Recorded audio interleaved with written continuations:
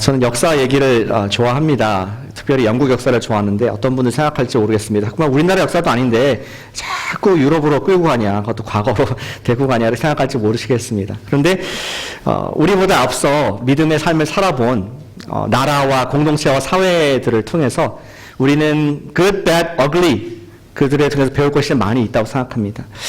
11세기에 영국에 헨리 3세라는 왕이 있었다고 합니다. 그 왕은 피곤했습니다. 지쳤습니다. 이제 과로했습니다. 나라를 다스리는 것이 너무나 힘들어서 나는 그만하고 싶다. 이런 고백을 했다고 합니다.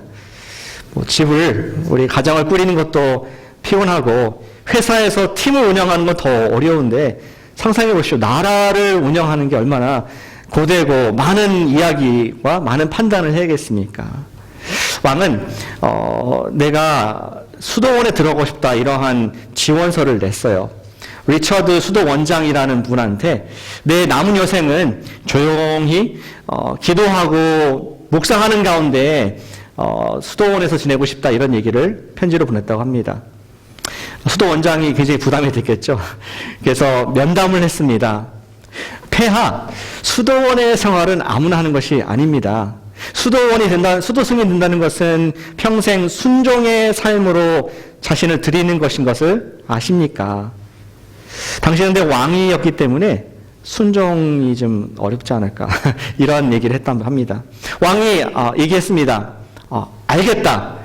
내가 당신 수도원장님께서 하시는 그 말씀을 하나님의 말씀으로 알고 순종하겠다. 당신께서 나를 그리스도의 뜻대로 인도해 주십시오. 이렇게 얘기를 했습니다.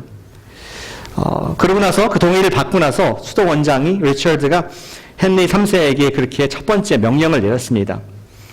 폐하, 당신은 지금 당장 돌아가서 당신의 왕위에서 나라를 통치하시기를 바랍니다. 돌아갔습니다.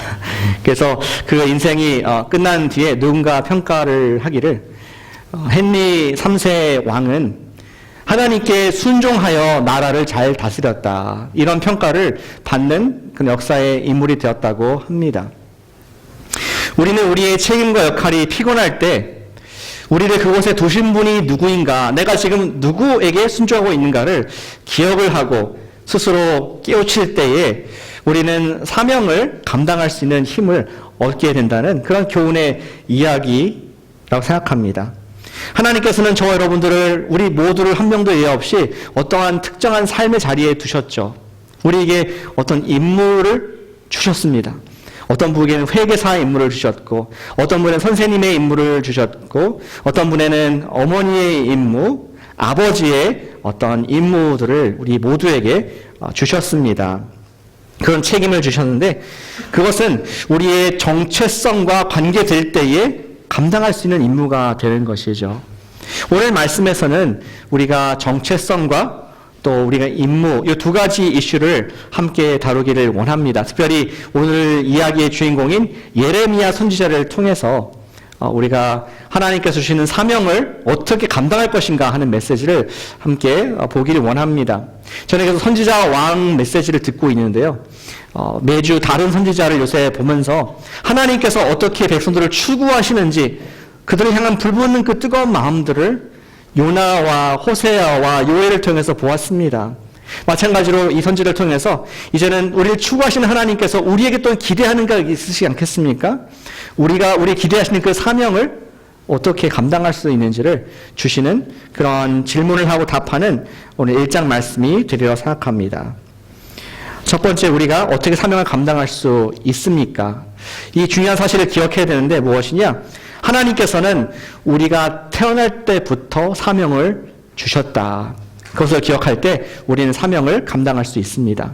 영어로 하면은 We were born ready. 태어날 때부터 감당할 수 있는 준비를 주셨다. 사명을 감당할 수 있는 준비를 처음부터, 태어날 때부터 계획하셨다는 것을 예레미야 말씀에서 보여주고 있습니다.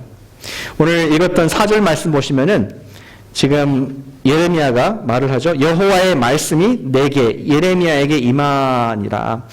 예레미야가 누굴까요? 우리 1절에 보시면은 예레미야는 nobody, 평범한 사람이었습니다. 우리 제사장 중 hil기야의 아들 예레미야의 말이다 하고, 예레미야는 여러 그 당시에 있었던 제사장 중에 한 명이었습니다. 그리고 또 수도에 있는 당시에 섬기는 제사장, 권력 있는 제사장이 아니라 그냥 먼 친척 같은 제사장 지금 섬기는 분들에서 제외된 그런 좀 시골에 있던 그런 제사장의 아들이었던 것이죠. 뭐 쉽게 말하면 그냥 평범한 사람이었습니다. 하나님의 말씀을 순종하고 말씀대로 살고자 하는 그러한 사람이었던 것입니다. 남유다의 사람이었고 제사장 집안이긴 했지만 평범했습니다. 근데 하나님께서는 그에게 비범한 그러한 사명을, 계획을 갖으셨음을 말씀해 주고 있는 부분이 오늘 예레미야 1장 말씀인 것이죠. 그래서 5절 말씀에 하나님께서 뭐라고 계시해 주셨나 보여주고 있습니다. 이렇게 얘기하죠. 내가 너를 모태에 짓기 전에 너를 알았고, 내가 배에서 나오기 전에 너를 성별하였고, 너를 여러 나라의 선지자로 세웠노라. 세상에 이런 말을, 이러한 문장을 말할 수 있는 존재는 하나님밖에 없는 줄로 믿습니다. 우리 어머니가 그런 말씀을 하실 수 있을까요? 배에서 임신했을 때, 얘를 조직할 때 이런 목적을 위해서, 전혀 모르죠. 나와 봐야지 성별도 알고, 옛날 같은 경우에 또 나와 봐야지 얼굴 모양이나 또 머리 색깔, 이런 눈 색깔 이런 걸 알 수가 있습니다. 오직 하나님께서만 하실 수 있는 전지하신 하나님께서 그가 모태에 있을 때부터, 처음에 조직 세포 한 덩이였을 때부터 예레미야를 알고 있다는 것을 말씀하셨습니다. 그의 성격이 어떠할지, 그의 인격이 어떠할지, 그의 장점과 단점이 무엇인지 다 알고 계셨고, 그것을 조직을 하셨다. 그러한 계시를 예레미야에게 말씀을 하셨습니다. 그리고 그 모든 것이 어떠한 목적을 위해서, 그냥 하나님이 보기 좋은 대로 만드신 것이 아니라 어떠한 특별한 목적을 위해서, 예레미야 너는 내가 커스텀 빌드한 그러한 사람이다. 너를 향한 특별한 목적이 있는 그러한 인생이다. 이렇게 얘기를 하신 것입니다. 예레미야가 인정하든 인정하지 않든 예레미야의 인생은 하나님께서 주신 어떤 목적을 위해서 지어진 것이었고, 하나님께서는 예레미야에게 그것을 계시로 말씀해 주신 것이었죠. 그의 용도는 무엇입니까? 그의 인생의 목적은 prophet, 여러 나라의 하나님 말씀을 전파하는 선지자가 될 것이다. 그렇게 콜링을 하셨습니다. 예레미야를 만드셨을 때 그의 목적이 있다는 것을 들었을 때 참으로 영광스럽고 감격스러웠을 것 같아요. 우리 청소년들이 그런 고민을 많이 하지 않습니까? 나는 누구인가? 나는 앞으로 뭐를 해야 되나? 특별히 대학을 준비하고 있는 친구들은 어느 대학을 가야 되나? 내가 앞으로 커리어를 어떻게 해야 되나? 이거 가지고 굉장히 아마 생각을 많이 하고 있을 것입니다. 근데 하나님께서 이것을 예레미야에게 이렇게 미리 말씀을 해주셨습니다. 어떠한 일로서 너를 만들었고 너가 이렇게 될 것이다.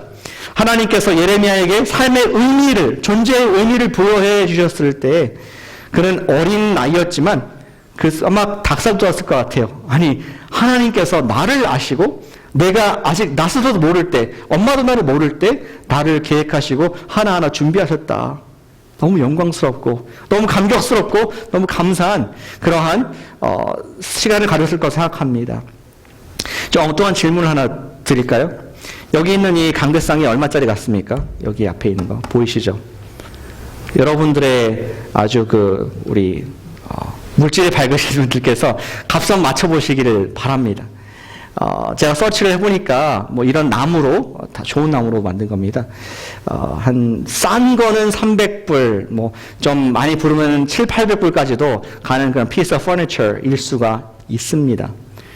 그런데 이 강대상은 특별한 것이죠. 아시는 분들은 아시겠지만, 예전에 우리 교회에서 결혼을 한 부부가 있었는데, 그 남편분이 카펜터셨습니다. 그래서 우리 교회에 선물을 하고 싶다. 교회에서 결혼을 시켜줬고 또 섬겨줬기 때문에, 그래서 본인의 결혼식을 위해서 강대상을 만들었어요. 카펜터께서. 그래서 아무리 여러분들이 인터넷에 검색하고 어디 가더라도 똑같은 거를 찾아보시면 드리겠습니다. 전혀 없습니다. One of a kind, unique. 하나밖에 없는 그러한 선물이었습니다. 그리고 이 높이도 저의 키를 고려해서 조리할 목사님의 키에 딱 맞춰서 만들어줬습니다. 저한테 얘기하더라고. 혹시 목사님 딴 데 가더라도 강대상 갖고 가라고. 가져갈 일 없겠지만. 그런데 너무나 감사한 그러한 간증의 어떤 역사가 남아 있습니다. 얼마짜리 같습니까? 영어로 하면은 priceless. 값으로 매길 수 없는 수천, 만 불 이상? 값으로 매길 수 없는 그러한 것일 것이죠. 왜 그렇습니까? 그래서 어떠한 특정한 목적을 위해서 어떠한 사람이 생각을 가지고 디자인하고 조각한 것이기 때문에 그렇습니다. 우리는 공장에서 찍어낸 것을 프로덕트라고 얘기합니다. 제품이라고 얘기합니다. 그러나 어떤 장인이 만든 거가지에서 일하는 뚝딱뚝딱 합의로 하는 것이 아니라 장인이 카펜터, 마스터 카펜터가 만들어낸 것을 프로덕트가 아니라 우리는 아트라고 얘기합니다. 예술 작품이라고 얘기합니다. 그리고 그분의 심혈이 기울어진 것을 masterpiece, 걸작품이라는 말을 합니다. 가치가 매겨질 수 없죠. 시간이 갈수록 더 가치가 나가는 것이 걸작품입니다. 어제 하나님께서 예레미야에 그런 말씀하고 있는 것입니다. 내가 너를 만들 때 master craftsman, 천지를 창조한 하나님의 내 손으로 너를 조직하였고 너의 목적을 알고 내가 너를 부르고 만들었다. 예레미야가 얼마나 존재가 가치 있는 사람인지, 하나님의 손길이 있는 이 우주의 최고의 장인이 모든 심혈을 기울은 그런 예레미야, 자기의 인생이라는 것을 깨닫는 순간 얼마나 감격스럽고 감사하고 그 마음속에 감동이 있었을지 우리는 상상을 해볼 수가 있습니다. 하나님께서 예레미야를 모태에 짓기 전에 그를 아셨고 그를 하나님의 일을 위해서 선택하신 것처럼 하나님께서 우리 각 사람에게 똑같이 계획을 가지고 목적을 가지고 아름답게 창조하신 줄로 믿습니다. 아멘. 별로 자기 self esteem 낮으신가요? 저는 너무 감사합니다. 나를 태초 전부터 계획하시고 나의 목적대로 만드셨구나. 하나님께서, 왕의 왕께서, 온 우주의 창조주께서. 이것이 얼마나 감격스러운 사실인지 모르겠습니다. 하나님께서는 우리의 모든 사람들을 그분의 핑거프린트로, 그분의 손길로 직접 관여하고 만드시지 않은 분이 없다는 것을 말씀해주고 있다는 것이죠. 그런 면에서 우리 모두는 하나님의 걸작품인 줄로 믿습니다. 다른 용도로 쓰기 위해서 직접 하나님께서 빚으신 하나님의 작품이라고 할 수가 있겠죠. Who you are determines what you do.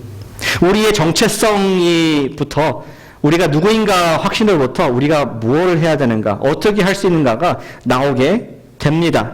우리는 하나님께서 우리에게 주신 정체성을 바탕으로 우리의 역할을 성경적인 표현으로 한다면은 그것을 사명이라고 부릅니다. 미션이라고 부릅니다. 나에게 주신 인생의 목적이 될 수 있겠죠. 우리 모두는 하나님께서 매우 독특하게 만드셨기 때문에 독특한 사명이 우리 각자에게 있습니다. 우리에게 각자 주어진 하나님의 목적이 있음을 인식할 때 우리는 그것을, 그러한 정체성을 바탕으로 사명을 감당할 수 있게 된다는 것이죠. 다르게 말한다면은 우리의 그 사명은 정체성의 표현이라고 할 수 있습니다. 여러분들이 누구인가가 사명으로, 모습으로 나타난다는 것입니다. 그렇다면 우리 그리스도인들은 언제 정체성을 받았습니까?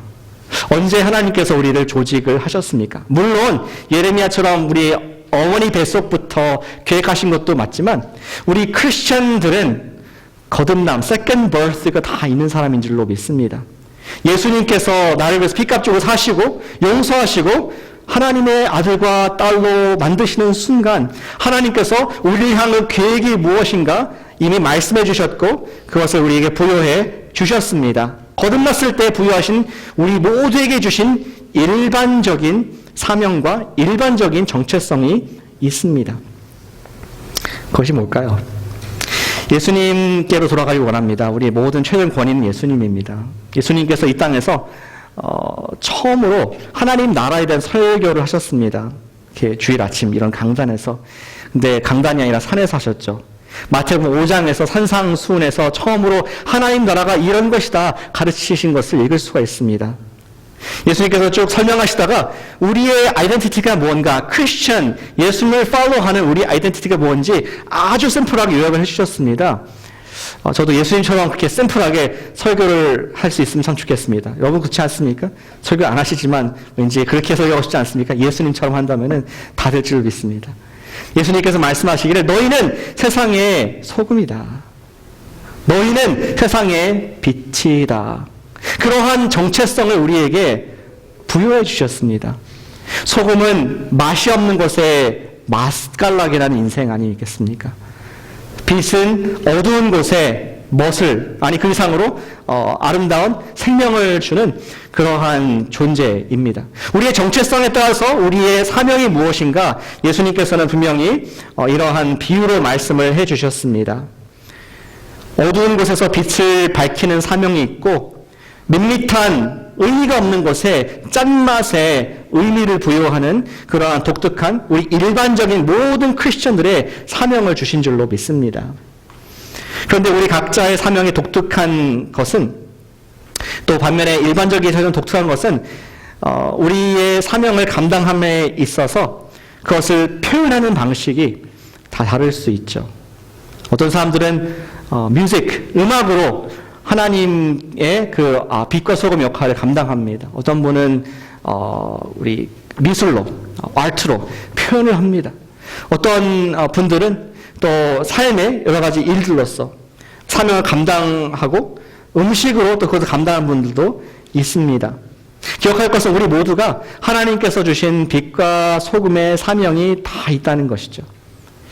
그러한 사명을 좀 더 쉬운 말로 한다면은 그게 뭔가 좀 애매하지 않습니까? 빛과 소금의 사명이 무엇인가? 좀 더 쉬운 성경적인 표현을 한다면은 우리가 하나님을 소개하는 사명을 받은 것입니다. 쉽게 말하면 맛이 없는 곳에 하나님이 어떠한 맛있는 선한 분이신가를 소개하는 것입니다. 또 어두운 곳에 하나님이 얼마나 빛 되시고 질 되신 생명이신지를 소개하는 역할이 바로 우리 모두의 사명이라는 것입니다. 우리가 그러한 사명을 감당하기 위해서는 우리가 누구인지를 기억을 해야 된다는 것이죠. 오늘 예레미야에게 그가 누구인지 난 너가 알고 있다. 그래서 기억하게 하면서 사명자로 부르시는 주님의 말씀을 듣고 있습니다. 영어로 하면 Remember who you are. 우리 라이언 킹이 생각이 납니다. 너가 누구인지 네 존재를 알라. 그런 얘기를 하죠. 즉석 퀴즈가 있습니다.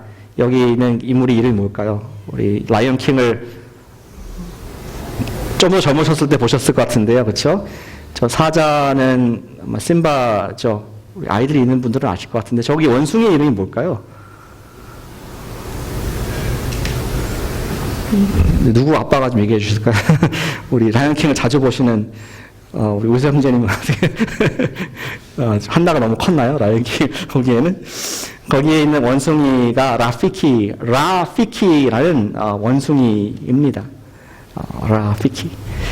근데 저는 우리 성령님께서 하신 역할이 이 원숭이 같지 않나. 원숭이라는 건 아니지만 우리 심바가 자신의 신분을 잃어버리고 그가 이제 방황하고 있을 때 이 카운슬러 친구가 이 프렌드가 라피키는 스왈히리로 친구라는 뜻입니다. 친구가 와서 Remember who you are. 아버지가 누구인가 너는 왕의 아들이다 생각하게 했을 때 그는 그 뒤에 사명을 멋있게 감당하는 삶을 살게 됩니다. 라피키. 근데 우리에게도 라피키가 있는데 누굽니까? 로마서 8장 16절 말씀을 같이 한번 읽어보겠습니다. 화면에 있죠? 읽습니다. 성령이 친히 우리의 영과 더불어 우리가 하나님의 자녀인 것을 증언하노니. 한 번 더요. 성령이 친히 우리와 더불어 우리가 하나님의 자녀인 것을 증언하시나니. 저는 이 구절을 볼 때 라페키가 생각납니다. 내가 누구인지 잊고 살 때에 성령께서 우리 안에 내주하신 성령께서 너는 하나님의 아들이다. 너는 하나님의 딸이다. 너가 살 인생은 예수님께서 핏값 주고 사주신 그러한 가치 있는 하나님의 놀라운 사랑의 모든 것이 담겨있는 너의 인생이다. 너는 부활한 인생을 살고 있다. 언제나 영원한 하나님의 아들딸의 권세를 가지고 살 수 있는 그런 인생이다. 성령께서 testify, 그러한 증언을 우리에게 bear witness 하신다고, 증언하신다고 말씀을 하고 있습니다. 이것이 너무나 중요합니다. 우리가 사명을 감당하기 위해서는 우리가 누구인지를 기억해야 되는데 성령께서 날마다 every day, 언젠가 구원받을 때가 아니라 매일마다 주시는 그러한 리마인더를 듣지 않으면 어떻게 될까요? 세상에서 여러분들을 평가하는 기준에 휩싸여 갈 수밖에 없습니다. 세상은 우리가 돈을 얼마나 버냐에 따라서 그 사람을 평가합니다. 그 사람의 경험과 레주메, 포트폴리오가 얼마나 화려한가에 따라서 그 사람의 가치가 높고 낮고가 결정이 됩니다. 세상이 여러분들에게, 우리에게 너의 가치가 이렇다 말할 권리가 없습니다. 자본주의 살기 때문에 우리가 그 자본주의에 의해서 그러한 문화적인 것을 느낄 뿐이지.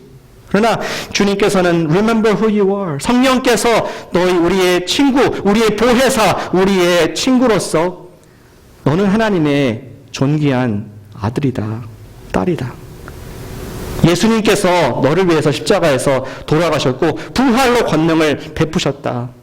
그러한 자인 것을 우리가 기억할 때에만 사실은 우리는 우리에게 주신 사명을 감당할 수가 있습니다.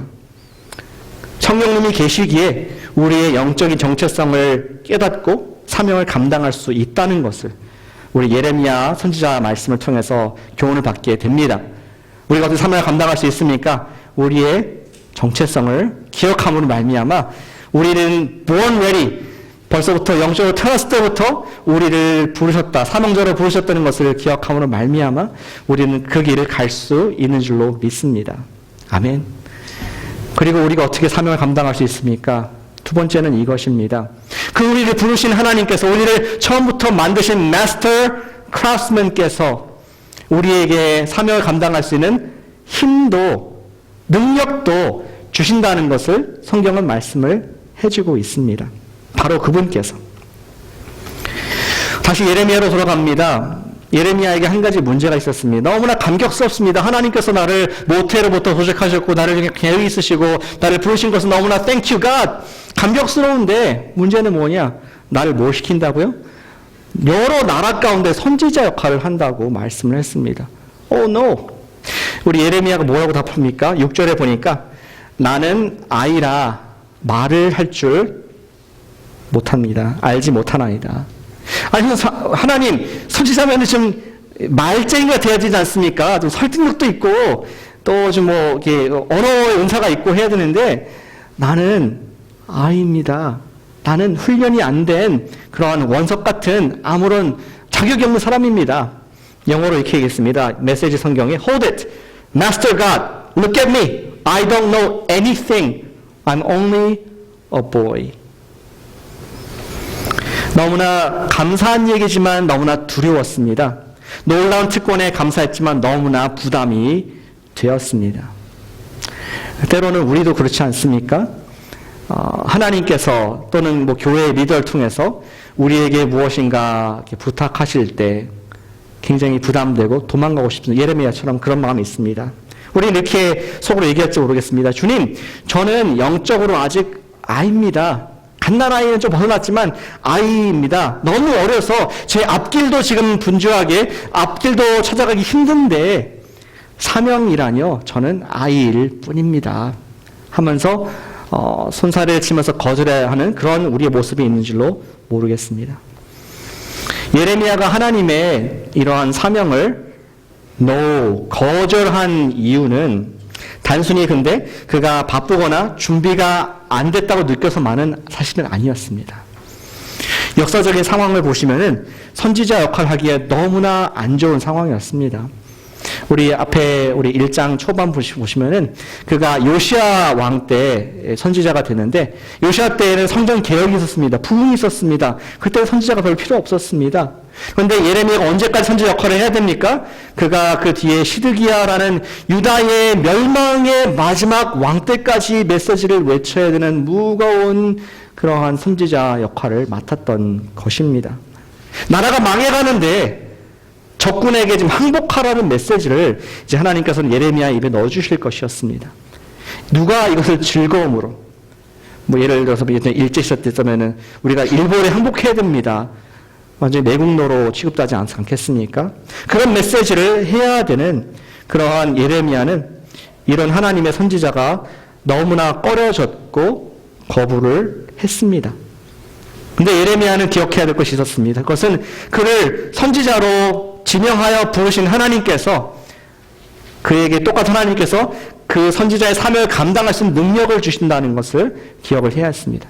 하나님께서는 이어서 말씀을 하시죠. 8절에 너는 그들 때문에 두려워하지 말라. 내가 너와 함께하여 너를 구원하리라. 나 여호와의 말이니라.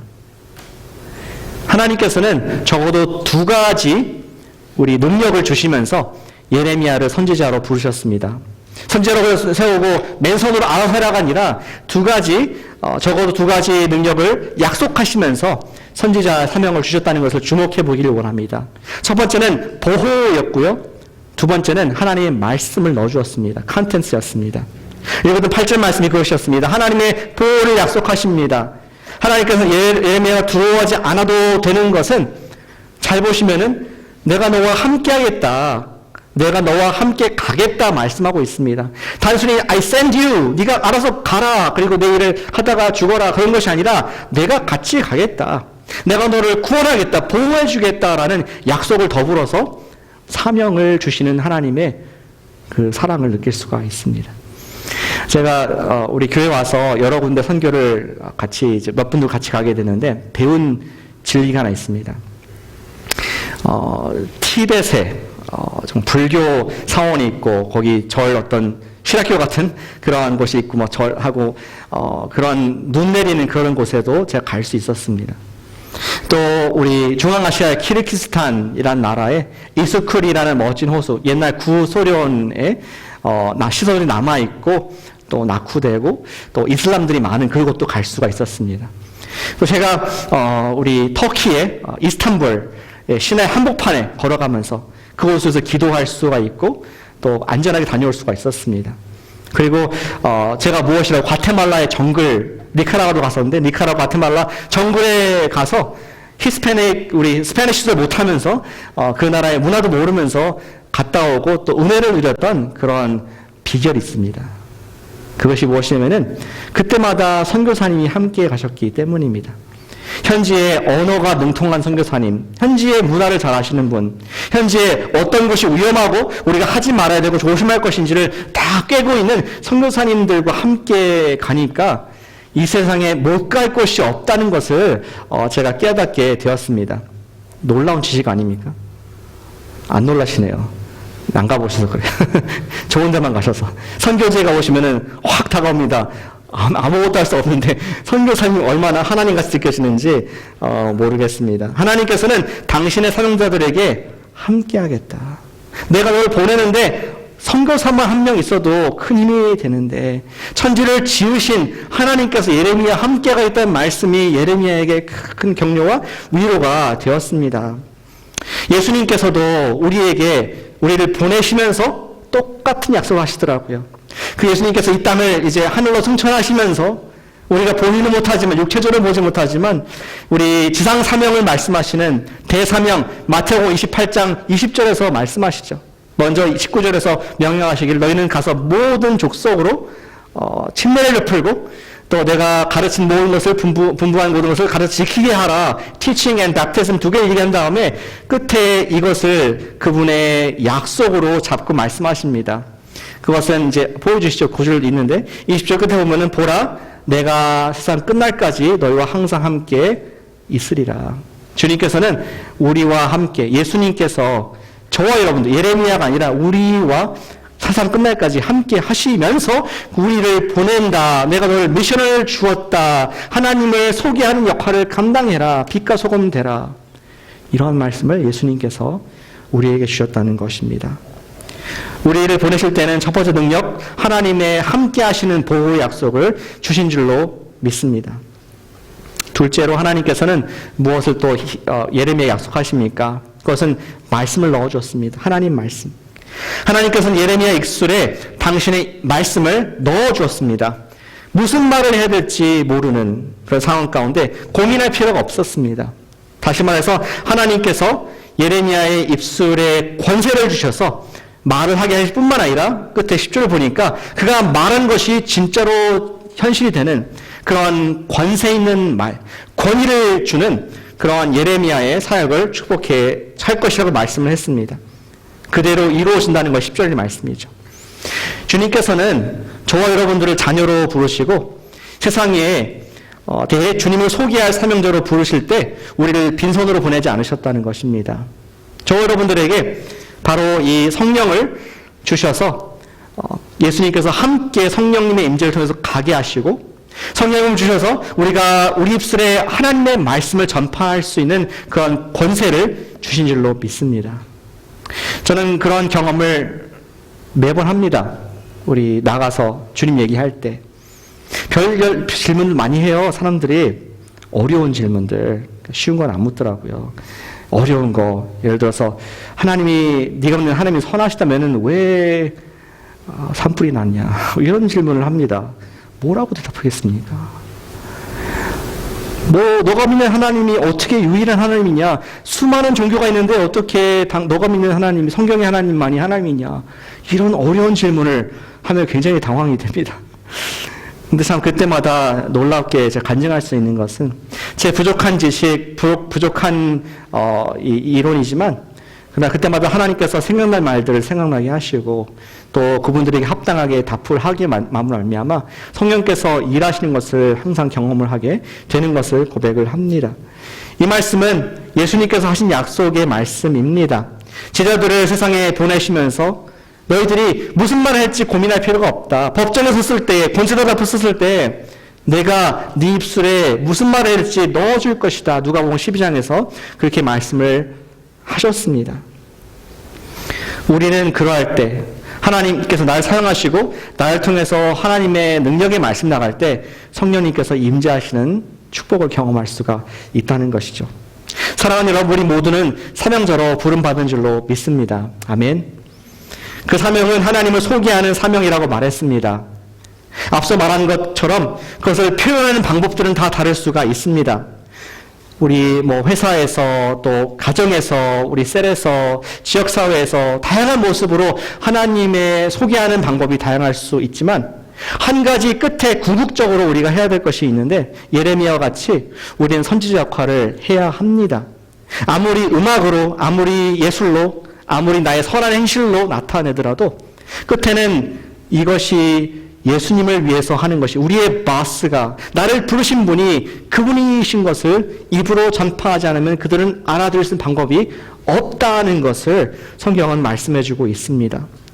우리의 궁극적으로 해야 할 사명은 입술로 세상의 소망의 이유, 내가 살아가는 소망의 이유, 목적이 무엇인가를 나누어야 하는 것입니다. 왜 예수님을 믿는지를 나누기를 성령님께서는 간절히 우리에게 원하고 계신다는 것이죠.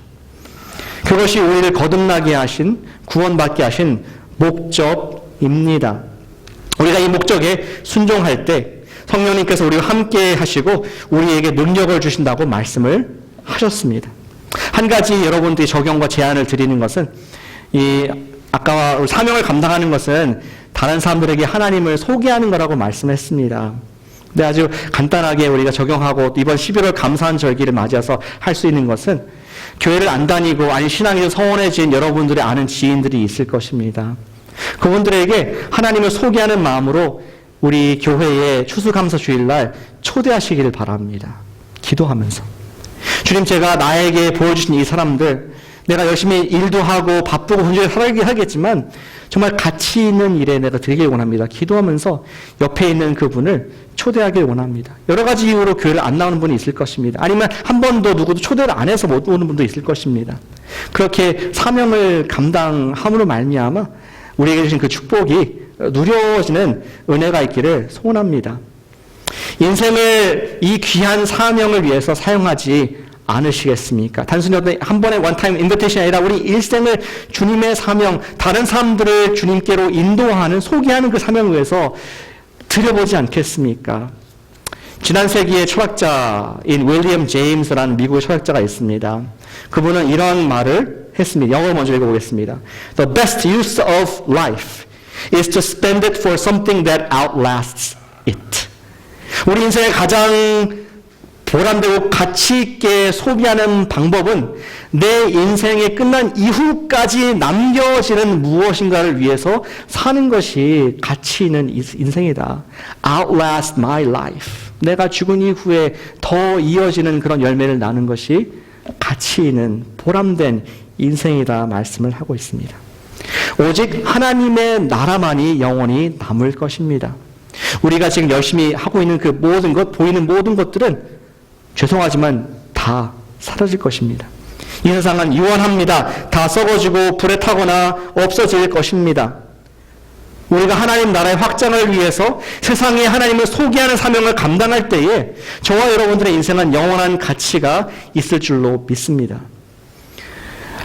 저는 2주 전에 있었던 우리 할머니의 장례식이 마음의 여운으로 계속 남아 있습니다.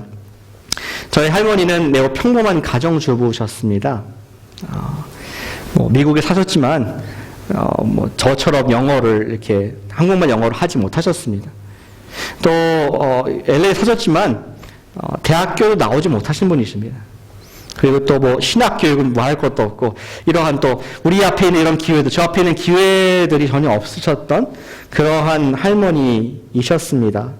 그럼에도 불구하고 주님이 항상 함께 하셨고 그 입술에는 항상 하나님 말씀을 달고 또 기도를 달고 사셨던 것을 기억합니다. 그리고 2주 전에 그 천국 환송 예배에 갔을 때 수많이 남겨진 믿음의 자손들을 보았습니다.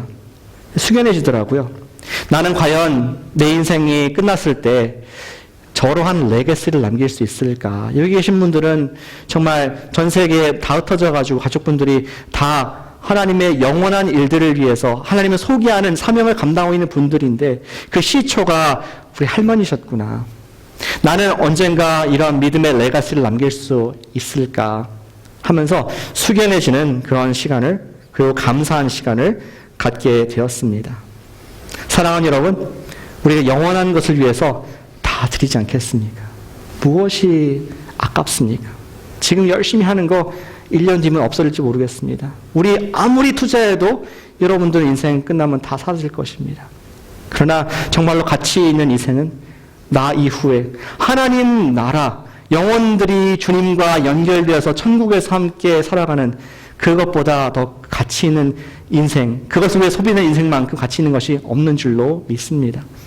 그러한 것에 우리가 드리십시다. 사명을 감당할 능력을 주실 성령님을 기대하면서 우리가 할 수 있는 것이 한 가지 있습니다. 그것은 말씀의 그릇을 준비하는 것이에요. 아까 성령님께서 우리에게 사명을 감당하게 하신다는데, 하나님 말씀 전파하게 하신다는데, 하나님 내게 주신 우리 가스펠 라이프 성경 공부를 통해서 마음을 채우는 것도 그런 이유입니다. 우리가 또 성경 큐티를 하는 것도 사실 지식을 늘리고 신학교 갈 거 아니시잖아요. 그런데 하나님 말씀이 내 인생 가운데 자리 잡아서 for the day of battle, 주님께서 나를 부르신 그 사명의 자리에서 주님을 소개할 수 있는 그런 영적 ammunition, 영적 총알을 겸비하는 것, 준비하는 것이 우리가 매일 해야 될 영원한 가치 있는 일인 줄로 믿습니다. 우리 마음속에 말씀의 기름을 충만하게 담는 마음, 영적 사명의 나를 준비하는 마음으로 우리가 주님께 말씀에 창념하고 성령님께 인도를 부탁하는 주의 인도를 우리가 사모하는 우리가 되기를 예수님의 이름으로 축원합니다. 기도하겠습니다.